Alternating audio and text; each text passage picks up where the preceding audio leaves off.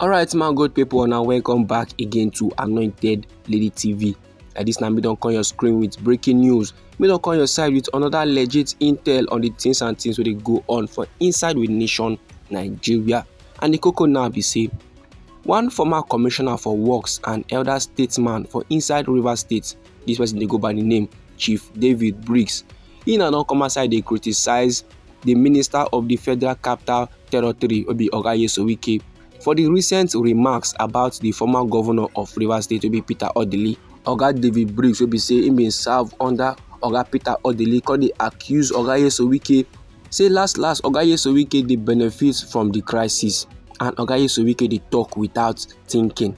He say Oga Wike no dey reason wetin he wan talk before he talk am o. The guy just dey cap anyhow.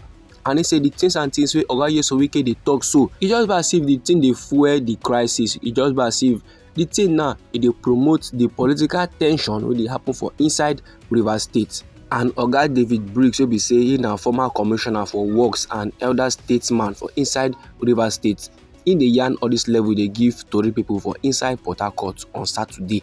And na for there now Oga David Briggs come dey yarn o say the comment wey Oga Wike make, e no make sense at all. You know say Oga Wike bin dey yarn say na him wey be Wike na revive Mr. Peter Odili politically.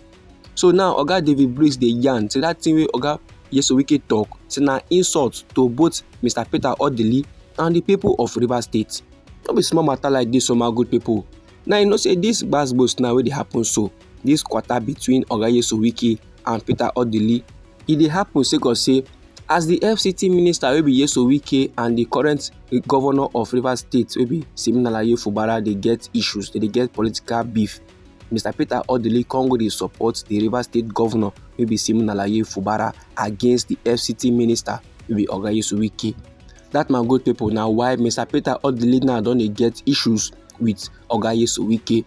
And Oga David Briggs now wey be say he don be serve as commissioner for water resources under Mr. Peter Odili, come dey yarn about his long-standing personal and political relationship with the former governor.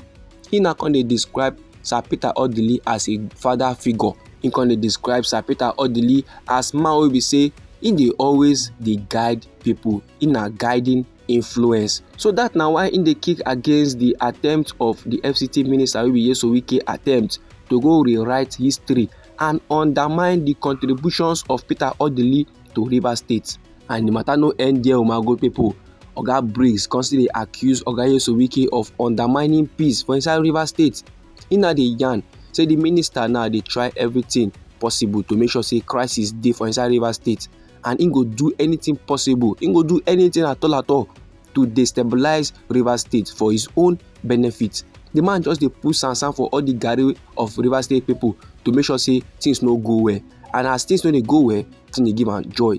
Oga Briggs constantly yarn say Oga Wike na man wey be say he no fit survive in a peaceful environment at all, and he don cause enough harm, he don cause enough chaos, he don cause enough crisis for inside Rivers State, and he go continue to dey create problems. He say how can Oga Wike come outside come dey yarn say na him resurrect Sir Peter Odili? Say if Peter Odili was relevant, why he come return like a prodigal son? Which kind of statement be that one? Then Oga Briggs come dey remind Oga Wike of the past contributions of Sir Peter Odili to Rivers State political landscape. Then after every my good people, the former commissioner wey be Oga David Briggs come dey express concern over the silence of our President Bola Ahmed Tinubu on this very particular matter.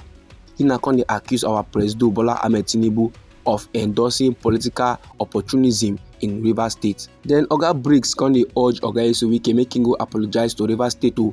He come dey threaten to expose further details about the actions of Oga Wike. Then Oga Briggs come dey claim say Oga Wike bin deceive Mr. Peter Odili for inside the year 2007, and he use money from Peter Odili to fund political unrest wey dey for inside Rivers State. Anyhow this matter be for body, my good people, feel free make you drop am inside our comment section. Meanwhile, me still get another legit intel wey dey my table wey I need share give the general public. And the koko be say the leaders of the People's Democratic Party for inside Delta State, under the banner of the concerned leaders of PDP, they don call on Governor Sheriff make he come address the rumours wey dey ground, and the rumours dey yarn say im dey plan to comot body from the PDP go the All Progressives Congress. For inside one open letter like that wey last come dey made public, the group now dey accuse the governor of Delta State, wey be Governor Sheriff, of secretly meeting with influential figures like Femi Gbajabiamila, plus the chief of staff to our President Bola Ahmed Tinubu and the Lagos State Governor, wey be Babajide Sanwo-Olu. And im dey meet all these men sake of say im dey try secure a second term as governor. The PDP leaders now come dey express their dissatisfaction.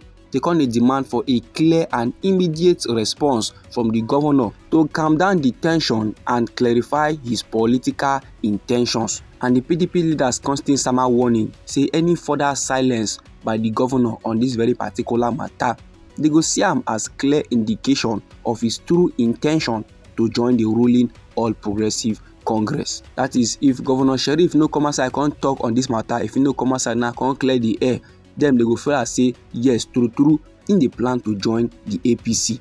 The PDP leaders now constantly accuse Governor Sheriff say he don too waka with APC members for inside Delta State, and e no make sense at all to dey roll with opposition party dem. They constantly criticize the governor for publicly endorsing our President Bola Ahmed Tinubu's policies, and e come even dey make some kind statements wey no go down well with the PDP leaders. And the statement wey Governor Sheriff make be say if President Bola Ahmed Tinubu fail, that means him wey be Governor Sheriff, he don also fail. That statement no go down well with PDP leaders at all. They no like wetin Governor Sheriff talk for there. The PDP leaders now come dey yarn say those kind of actions na betrayal. Like this now, the governor don betray the trust of the party members wey work tirelessly to make sure say im come outside as governor of Delta State. And they constantly question the commitment of Governor Sheriff to the party. They come dey yarn say this in alleged action it could negatively impact the political aspirations of other PDP members for different states dem. Then the concerned leaders of the PDP can conclude the letter by urging the governor to provide clarity on his intentions. Make Governor Sheriff by himself come outside come yarn wetin dey sup, because the PDP no go fit just sit down while the future of their party is being jeopardized by personal ambition. And the constant sama warning say failure to address the matter could force them to take further actions to protect the interest of the People's Democratic Party for inside Delta State. So this, my good people, now the information I wan share give the general public. Anyhow the thing be you for body, feel free make it drop am inside our comment section. You know say now we be Anointed Lady TV. Now we dey like give una legit intel on the things and things wey dey go on for inside this our green country wey be Nigeria. So if you like our updates them and you would like to receive more, try make you subscribe to this channel and try make you put on the notification bell so that as we dey come with the news, then you go first get the intel and you go even receive am sharp. I dey come inside again with another legit info for you, my good people. Try make you no go anywhere.